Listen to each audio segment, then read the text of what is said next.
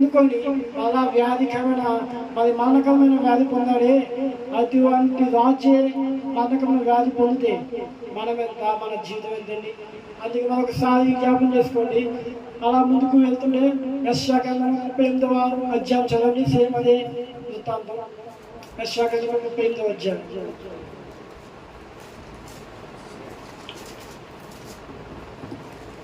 ఆ దినములలో హిజ్కియాకు మరణమైన రోగము కలుగగా ప్రవక్తయగు ఆమోజు కుమారుడైన యెషయా అతని యొద్దకు వచ్చి, నీవు మరణమవుచున్నావు, బ్రతుకవు, కనుక నీవు నీ ఇల్లు చక్కబెట్టుకోమని యెహోవా సెలవిచ్చుచున్నాడని చెప్పగా, అతడు తన ముఖమును గోడ తట్టు త్రిప్పుకొని, యెహోవా యథార్థ హృదయుడై సత్యముతో నీ సన్నిధిలో నేనున్నట్లు నడుచుకొంటెను, నీ దృష్టికి అనుకూలముగా సమస్తమును నేనెట్లు జరిగించుతునో కృపతో జ్ఞాపకము చేసుకోమని హిజ్కియా కన్నీళ్లు విడుచుచును యెహోవాను ప్రార్థింపగా, యెహోవాకు యెషయాకు ప్రత్యక్షమై ఇలాగు సెలవిచ్చెను, నీవు తిరిగి హిజ్కియా యొద్దకు పోయి అతనితో ఇట్లనుము, నీ పితరుడైన దావీదునకు దేవుడైన యెహోవా నీకు సెలవిచ్చినదేమనగా, నీవు కన్నీళ్లు విడుచుట చూచితిని, నీ ప్రార్థన నేను అంగీకరించి ఉన్నాను. ఇంకా 10 సంవత్సరములు ఆయుష్ నీకు ఇచ్చదను, మరియు నీ పట్టణమును నేను కాపాడుచు నిన్నును ఈ పట్టణమును ఆషూరు రాజు చేతిలో పడకుండా విడిపించదను. చూడండి, హల్లెలూయా. యెషయా భక్తుడు అంటున్నాడు, మళ్ళా చెప్తాను చూడండి. యెషయా భక్తుడు ఏమంటున్నాడంటే, నువ్వు ఇంకా బ్రతకు అంటున్నాడండి. నువ్వు ఇంకా బ్రతకు అంటుండే అదే యెషయా మళ్ళీ ప్రార్థన చేస్తే మళ్ళీ అంటున్నాడు, యెహోవా ఆయన బ్రతుకుతాడు అంటున్నాడండి. నువ్వు ఏదైతే కాదు అంటావో దేవుడు అవును అని చేసే కార్యమండి. నువ్వు ఏదైతే అపజయము అంటావో ఆయన జయమిచ్చే దేవుడండి. అంతేకాదండి, ఆయన ఏదైతే అవును అని కాదు అంటారో కాదు అని అవును అనే వ్యక్తి కూడా మన అవిధేయత వల్ల, మన యొక్క అవిధేయత వల్ల ఇవన్నీ తెచ్చుకుంటున్నాం. కానీ ఆ యొక్క హిజ్కియా భక్తుడు చనిపోతాడు అని ప్రవక్త వచ్చి ఒకసారి ఆలోచించండి. ఎవరన్నా మీ ఇంటికి వచ్చి సేవకుడు వచ్చి నువ్వు చనిపోతావు, నువ్వు వల్ల అవ్వాలంటే ఎలా ఉంటుందండి? ఒక సాధారణ వ్యక్తి మొత్తం ఒళ్ళు జల్ల కిందకి పోతే, నరాలు ఎగిరిపోతే, ఎముకల్లో బలం పోతే అక్కడ చచ్చిపోతాడు అన్నీ. రాజు దగ్గర వచ్చి యెషయా వచ్చి నువ్వు బ్రతుకవు అంటున్నాడండి. నువ్వు బ్రతుకవు అంటుండే ఆ దేవునికి యెహోవాకు ప్రార్థన చేయగానే ఆయన బ్రతుకుతాడు. దావీదుని జ్ఞాపకం చేసుకున్నట్టు నీ కుటుంబాన్ని నేను జ్ఞాపకం చేసుకున్నాను. హల్లెలూయా, హల్లెలూయా. మీరు నేను కూడా ఇదే ప్రార్థన చేయాలండి. ఇంటిగా దేవా నా కుటుంబాన్ని జ్ఞాపకం చేసుకో, నా స్థితిగతులను జ్ఞాపకం చేసుకో, నా యొక్క పితలను జ్ఞాపకం చేసుకో. ఇవన్నీ ఇలా ప్రార్థన చేస్తే దేవుడు నీ కుటుంబాన్ని ఏంటి, నీ యొక్క పరిస్థితిని అంతా మార్చగల దేవుడు గొప్ప దేవుడు అండి. మనకు వాక్యం చదువుతున్నాం చూడండి. ఫిలిష్తీయులు 2:27. ఫిలిప్పీలు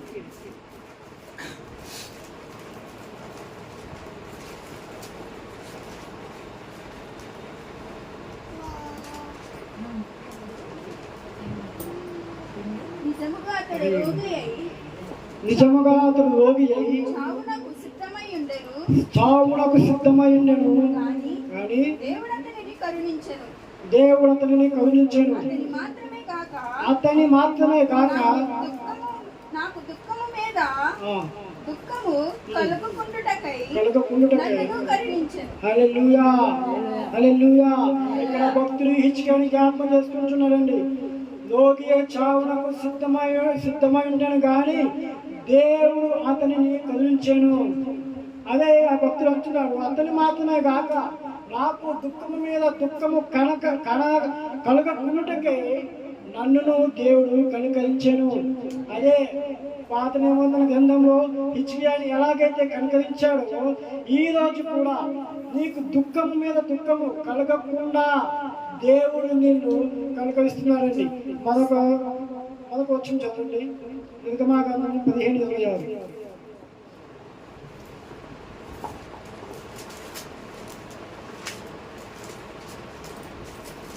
నీ దేవుడైన యెహోవా వాక్కులు శ్రద్ధగా విని ఆయన దృష్టికి న్యాయమైనది చేసి ఆయన ఆజ్ఞకు విధేయులై ఆయన కట్టడలన్నిటినీ అనుసరించి నడిచిన ఎడల నేను ఐగుప్తీయులకు కలుగజేసిన రోగములలో ఏదియు నీకు రానియను. స్వస్థపరచు యెహోవాను నేనే. నిన్ను స్వస్థపరచు యెహోవాను నేనే.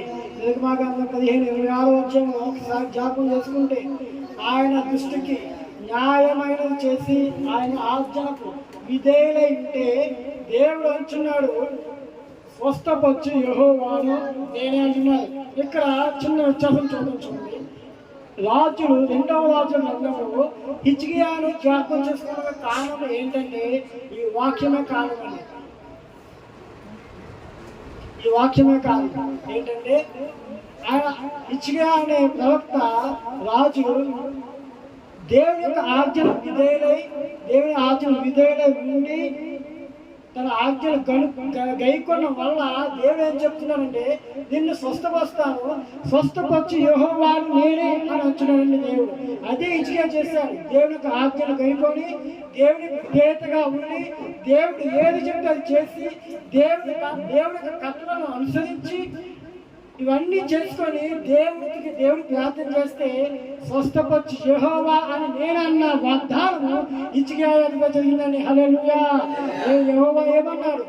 నువ్వు నా ఎడమ ఉండి అవిధేయత కాకుండా విధేయత కలిగి నా ఆజ్ఞలు కలిగి న్యాయంగా అనుసరిస్తే నేను చెప్పింది చేస్తే నువ్వు వ్యాధిగా ఉన్నప్పుడు నేను నిన్ను స్వస్థపరుస్తాను. ఇదిగో నా పేరు ఏంటో తెలుసా? స్వస్థపరచు యెహోవాను. హల్లెలూయా. స్వస్థపరచు యెహోవాను నేను వచ్చినాడండి. అటువంటి హిజ్కియా అదే ప్రార్థన చేస్తున్నాడు. దేవా, నీ కంటికి నేను అవిధేయతగా ఎప్పుడు చేయలేదే, విధేయతగా చేశాను. నీ యొక్క నీతిని బట్టి నా యొక్క నీతిని బట్టి నన్ను జ్ఞాపకం చేస్తున్నంటే దేవుడు ఈ వాక్యము ద్వారా యెహోవా దేవుడు హిజ్కియా జ్ఞాపకం చేసుకొని ఆ మన వ్యాధి నుండి హిజ్కియాను స్వస్థపరిచాడండి. హల్లెలూయా. అది మన యేసు ప్రభు వారు మరి పాత నిబంధన గ్రంథంలో హిజ్కియా యొక్క కథ ఇదంతా జరుగుతుంటే మరి హిజ్కియా చేసిన కాలం ఏ విధంగా ఉందంటే తన యొక్క నీతి అవిధేయత కాకుండా విధేయత వల్ల మనకన్నా వ్యాధి మొత్తం పోయింది. తన జీవితాన్ని కాపాడుకున్నాడు. అంతేకాదు తన యొక్క సంస్థానాన్ని కాపాడుకున్నాడు, తన రాజత్వాన్ని కాపాడుకున్నాడు, తన వంశాన్ని కాపాడుకున్నాడు. 29 సంవత్సరాలు బతికాడు. 25వ సంవత్సరంలో తన రాజ్యం ఎక్కి 29 సంవత్సరాలు బతికి మరి 15 సంవత్సరాలు ఆయుష్ పొంది తాను మరణించాడు. అయితే మనం నేర్చుకోవాల్సింది ఏంటి? ఇప్పుడు హిజ్కియా చేసి వెళ్ళిపోయాడు. తన కాలం అయిపోయింది, తను చనిపోయాడు, తన రాజ్యం అయిపోయింది, తన గోత్రం అయిపోయింది, ఆ జనాంగం అయిపోయింది. అక్కడితో ఆ కథ ముగిసింది. ఆ వృత్తాంతం అక్కడితో ముగిసింది. మనం నేర్చుకోవాల్సింది ఏంటి? హిజ్కియా మనకి ఏం నేర్పించాడని చూస్తే ఒకటి అంటున్నాడు హిజ్కియా, నేను యెహోవాను విశ్వాసం ఉంచున్నాను. ఇదిగో మనం కూడా యెహోవాను విశ్వాసం ఉంచాలి. నేను నీతిని అనుసరించాను. మనం కూడా యెహోవాను నీతిని అనుసరించాలి. నేను యెహోవాను హత్తుకున్నాను, మనం కూడా యెహోవాను హత్తుకోవాలి. అంతేకాదండి, ఇంకో మాట చూడండి, యెహోవా ఆజ్ఞలు గైకొన్నాడంట. ఎవరు? హిజ్కియా. నేను ఎందుకు హిజ్కియా అని చెప్తున్నాడు? యెహోవా అతన్ని స్వస్థపరిచాడు. తాను చేసిన కార్యములు మన యేసు ప్రభు వారు హిజ్కియాను స్వస్థపరిచాడు. అదే హిజ్కియా వంటి వాడు నువ్వు నేను. మన యొక్క సంఘం కూడా హిజ్కియా రాజు వంటి వారమే. ఆ యొక్క మాదిగా జీవితం ఆయన చూపించుతూ వెళ్ళిపోయాడండి. తర్వాత ఇంకేం చేస్తాడు హిజ్కియా? యెహోవా అతనికి తోడుగా ఉన్నాడు. హల్లెలూయా. మరి నీకు నాకు కూడా మరి యెహోవా తోడుగా ఉన్నాడు కదా. మరి తోడుగా ఉన్నాడు మనం ఏం చేయాలి? విధేయత, ఆయన ఆజ్ఞలు కలిగి ఉండాలి, విశ్వాసం కలిగి ఉండాలి. మనకు చూడండి, అతను వెళ్ళిన చోటల్లా జయమే. హిజ్కియా వెళ్ళిన చోటనల్లా జయమే. యవనస్తుడు 25 సంవత్సరాలలో రాజ్యం ఎక్కినవాడు, 25 సంవత్సరాలకే మరి రాజ్యం తిప్పినవాడు, 25 సంవత్సరాలకే యెహోవాను నమ్ముకున్నవాడు, 25 సంవత్సరాలకే యవనస్తులో ఉన్నప్పుడు రాజులను సైతం ఎదురించి ఇది నా మందిరము, నా యెహోవా మందిరము, నా యెహోవా మందిరాన్ని పాడు చేత ఎవరు తాము కాదని చెప్పి రోషము కలిగి ఉన్నారండి. అందుకే అతను మరణకమైన వ్యాధి నుంచి విజయం పొందాడు. హల్లెలూయా. నువ్వు నేను యవనస్తులమే, మనము పురుషులము స్త్రీలమై ఉన్నాము, మనం యేసుప్రభు బిడ్డలమై ఉన్నాము. మనము అటువంటి పౌరుషం కలిగి ఉండాలండి. నా యొక్క హృదయమైన సన్నిధిని కాపాడుకోవాలి. మనకు హృదయమైన సన్నిధిని కాపాడుకోవాలంటే మనం ఏం చేయాలి? మన యొక్క విశ్వాసం కలిగి ఉండాలి, ప్రేమ కలిగి ఉండాలి, యేసుని హత్తుకోవాలి.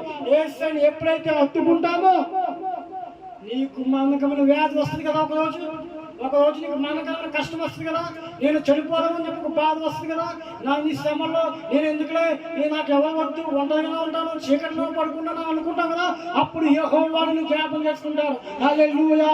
అప్పుడు యేసుని జ్ఞాపం చేసుకుంటారు. హల్లెలూయా. ఈ మాదిరికరమైన జీవితము అంటే ఇదేనండి. దేవుడు ఏ పూర్తిగానే బైబిల్లో గ్రంథంలో రాజుల కోసము ఒక వ్యక్తి పేరు బైబిల్లో రాయబడి ఉందంటే అది మన కోసమే అండి. ఈ బైబిల్ అంతా మన కోసమే. ఈ బైబిల్లో ఉన్న వాక్యాలు మన కోసమే. ఆ రాజు మన మాదిరిగా వెళ్ళిపోయి ఉన్నారు. నేను మనసారి ఒక మాట చెప్పడం లేదు తెలియదు, కానీ కొంతమంది చూడండి డిగ్రీ 10వ తరగతి చదువుకుంటూ ఉంటారు, రాజు కోసం చెప్తారు. ఎందుకు రాజు కోసం చెప్తారు? ఆ రాజు రాజ్యాన్ని ఎలా వెళ్ళాలని చెప్తుంటారు, తర్వాత రాజ్యము ఏమైందో చెప్తుంటారు, ఆ రాజు ఏమయ్యాడో చెప్తుంటారండి. డిగ్రీ ఇంటర్ ఇలా చదువుతుంటే, లేకపోతే ఒక పాఠంలో కొన్ని వ్యక్తుల కోసం చెప్తూ ఉంటారు, ఏదో గాంధీ కోసమో ఎవరి కోసమో చెప్తుంటారు. ఇది ఎందుకు చెప్తారు? ఎందుకు? వాళ్ళు ఏం చేస్తారు, మీరు ఏం చేయాలి. వాళ్ళు ఏం చేయకూడదు, వాళ్ళు ఏమైతే చేయకూడదో, వాళ్ళు ఏవైతే తప్పులు చేస్తారో ఆ తప్పులు మీరు చేయకూడదు. వాళ్ళు ఏవైతే మంచి చేస్తారో ఆ మంచి చెయ్యాలి. ఇది అని పాఠ్యాంశంగా మొత్తం వివరణ, మన చదువంత వివరణ అది. అలాగే బైబిల్ గ్రంథం వివరణ ఇదే. మన మాదిరికరమైన జీవితము అంత ఈ బైబిల్లో ఉందండి. ఈ బైబిల్ గ్రంథంలోనే ఉంది. ఇచ్చిగా వెళ్ళిపోయాడు, తన కథ అయిపోయింది. ఏం చెప్తున్నంటే, ఇదిగో నేను చనిపోయాను, నా యెహోవా నన్ను వదలలేదు. నేను మనకమైన రోజుల్లో ఉన్నప్పుడు నా యెహోవా నన్ను చూశాడు, నా యేసు ప్రభువు నన్ను చూశాడు. మరి నువ్వు కూడా అదే సాక్ష్యం పలకాలి. ఎవరి దగ్గర? నీ జనుల దగ్గర, నీ కుటుంబం దగ్గర, నీ యొక్క స్నేహితుల దగ్గర. నువ్వు బయటికి వెళ్ళినప్పుడు, ఇదిగో నేను గాఢంధకాలంలో ఉన్నప్పుడు, నేను లోయలో పడిపోయినప్పుడు, గాఢంధకాలం అంటే ఏంటి? లోయ అంటే శ్రమలు, కష్టాలు, నువ్వు ఏదైతే పడుతున్నావో అదే నీ గాఢంధకాలంలో నీ లోయ.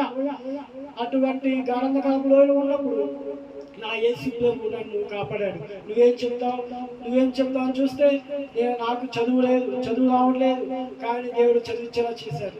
ఇచ్చిగా కూడా అదే అంటున్నాడండి. ఇదిగో నేను దేవుడి దగ్గర మొదలుపెట్టడం వల్ల, దేవుని దగ్గర మంచి కార్యం చేయడం వల్ల, దేవునికి అవిధేయత కాకుండా విధేయత కలిగి ఉండడం వల్ల నేను ఒక అద్భుతం చూశాను. ఆ అద్భుతం ఏంటో తెలుసా? హల్లెలూయా. నీడ వెనకకు వెళ్ళింది. హల్లెలూయా. నీ కష్టాలను చీకటి నీడ వెనక్కి వెళ్ళాలి, శ్రమైన చీకటి నీడ వెనక్కి వెళ్ళాలి, వెలుగు రావాలి, యేసు ప్రభు రావాలి, యేసు ప్రభు నీ దగ్గర ఉండాలి. నేను చీకటి నీలోంచి పోతే ఎప్పుడైతే యేసుని హత్తుకుంటే, హల్లెలూయా. రాజు హత్తుకున్నాడండి, గొప్ప రాజు హత్తుకున్నాడు. మనం కూడా హత్తుకున్నాం. ఎవరు తెలుసా? గొప్ప రాజును హత్తుకున్నాం. హల్లెలూయా. దేవాది దేవుని హత్తుకొని ఉన్నాం. విధేయత అదే అడుగుతున్నాడు ఇప్పుడు దేవుడు. మీరు విధేయత కలిగి ఉండమంటున్నాడు.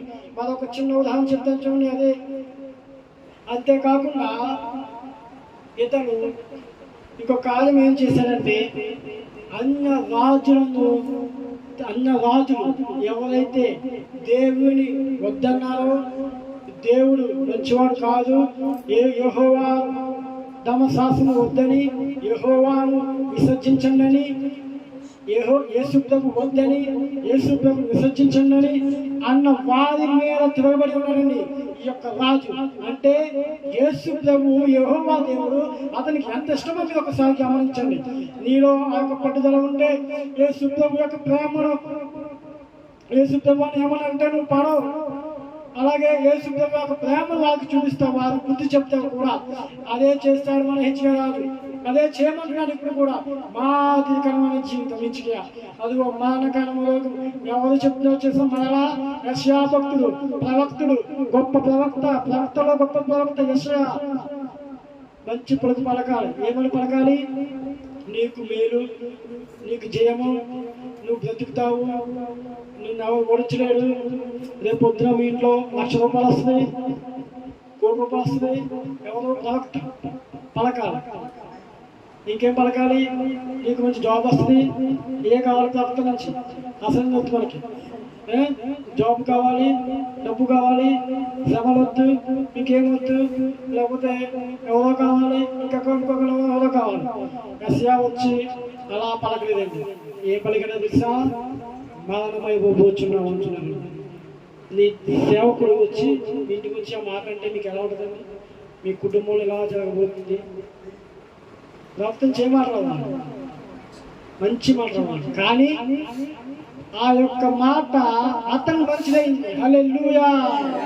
నేను చనిపోవడం అండి, నేను చేసిన కాదమేంటి, నేను చేసిన కాదమేంటి, నా దేవుడికి నేను చేసిన కాదమేంటి, నా యొక్క సంఘాన్ని, నా యొక్క మందిదాన్ని నేను కట్టించుకున్నానే, నా యొక్క మందిదాని కోసం నేను పరిచయం చేశానే, నాకు రావడం అండి మరణం. అటు విధంగా మనం కూడా ఉండాలి. నా జీవితం కూడా అటు విధంగానే ఉండాలి. నా కుటుంబం పాడైపోవడం ఏంటి?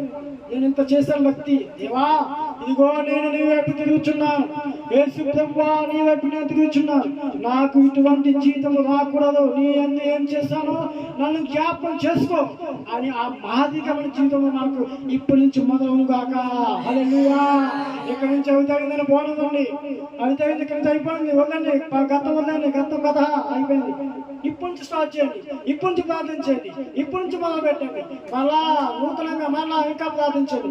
పాత ఎలా ఉన్న వాక్యం ఎప్పటికప్పుడు ఉదక స్థానంతో మనల్ని మనకి రుతునే ఉండదు, ఉతుకుతూనే ఉండదు. నువ్వు మళ్ళా వస్తావు. ఆత్మానికి మాట చెప్తారు. ఒకరోజు ఒక దైవజనుడు వెళ్ళి స్టేజ్ మీదకి వాక్యం చెప్తారంట. నువ్వు 1,00,000 తీసుకో అంటున్నాడంట. అయిపోయింది. మళ్ళీ ఇంకో అబ్బాయి లేడు, అదే అబ్బాయి అదే ముసలావిడ ఆడవాడండి. మళ్ళీ ఇంకో కోట వెళ్ళిందండి. నువ్వు 1,00,000 తీసుకోవాలి, అందుకోసం చెప్తుంటే ఆవిడ అక్కడ ఉంది. నువ్వు 1,00,000 తీసుకోవాలి, ఆత్మ అడిగితే చెప్తున్నాడు అన్నాడు అనుకున్నానంట. మళ్ళీ వెళ్ళిందండి. నువ్వు 1,00,000 తీసుకోవాలి అదే మాట అండి. ఇక్కడ నువ్వు 1,00,000 తీసుకోవాలి, 1,00,000 తీసుకోవాలి, 1,00,000 తీసుకోవాలి. ఎందుకేంటి? ఆవిడ 1,00,000 తీసుకోలేదు. ఆ మాట చనిపోయే వరకు అదే వస్తుంది.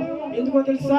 నువ్వు ఏదైతే చేయవో నువ్వు చేసేంత వరకు నిన్ను శుభ్రపరచడానికి అంటున్నాడు. నేను చాకల వాడిని, సబ్బు వంటి వాడిని అంటున్నాడు. జ్ఞాపం చేసుకోండి, నేను శుద్ధ వంటి వాడిని, అగ్ని వంటి వాడిని. ఇంకో నువ్వు మాయ వరకు నేను కంసాలు చేతిలో మరి నా యొక్క పరికరం వంటి వాడిని దేవుడు చెప్తున్నాడండి. నువ్వు అయ్యేంత వరకు నిన్ను శుద్ధం చేసే వరకు నీకు ఆ మాట వస్తూనే ఉన్నది. హల్లెలూయా, హల్లెలూయా, హల్లెలూయా. నీ సేవకు ద్వారా లేదా ఎవరైనా నువ్వు అక్కడ కూర్చున్నప్పుడు అదే మాట వస్తుందంటే నీ జీవితంలో అది లేదు. అది కావాలి, దేవుడికి కావాలి, నీ జీవితం దేవుడికి కావాలి. ఆత్మానికి అదే మాట వస్తుందంటే ఆ మాట వస్తుందంటే అక్కడ ఎవరో మాట బట్టి కావాల్సిన వారు ఉన్నారు దేవుడికి. హల్లెలూయా, హల్లెలూయా. అలాగే యెషయా గ్రంథంలోని యెషయా ప్రవక్త అంటున్నాడు, నువ్వు చనిపోతావు ఉంటుంటే ఆయన గోడ వైపు తన కళ్ళను తిప్పి మరి కళ్ళను ఆ దేవుని చూస్తున్నారు. ఎదుర్కొంటే గోడ ఉందండి.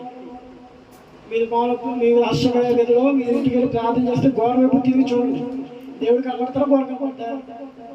గోడ కనబడుతుంది.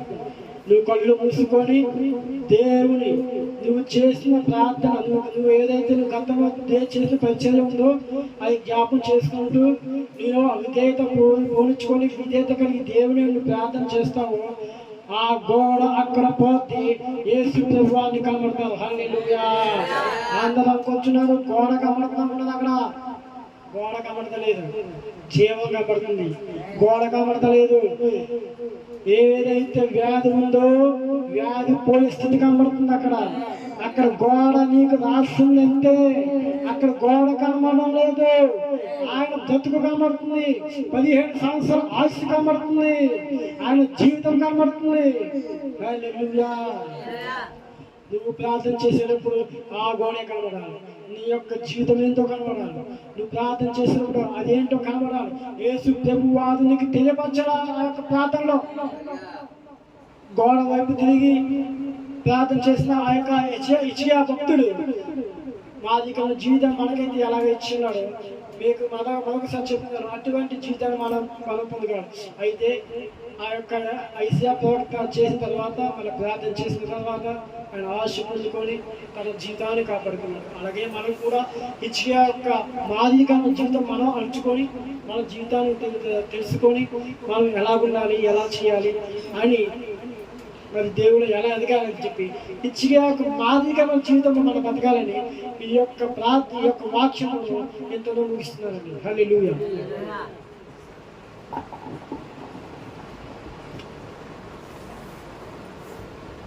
ప్రభు నామానికి మహిమ కలుగుగాక. హల్లెలూయా. దేవునికి స్తోత్రం. ఇంతవరకు మరి చక్కని వాక్య పరిచయం ఇచ్చిన సహోదరులకు ప్రత్యేకమైన వందనాలు. చాలాసార్లు వెంట వస్తూ ఉంటాం దేవుని వాక్యం.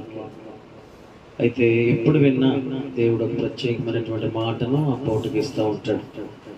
కొన్ని నీడలు వెనక్కి వెళ్ళాలి. ఏమవ్వాలి?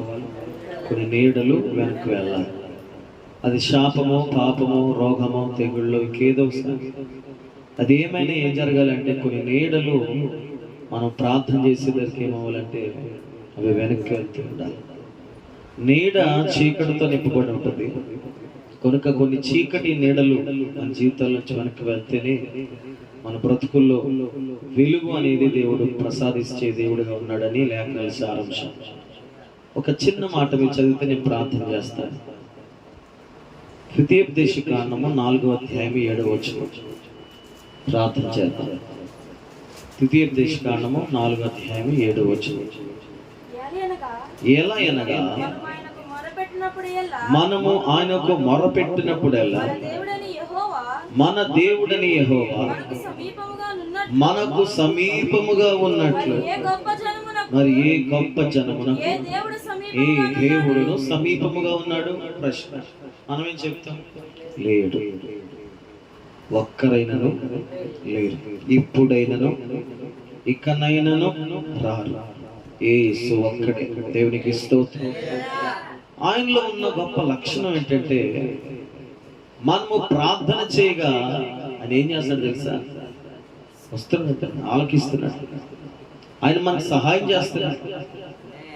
ఎవరు మనకు సహాయం చేసేదంటే మనం ప్రార్థన చేసే దేవుడే మనకి సహాయం చేస్తున్నాడు.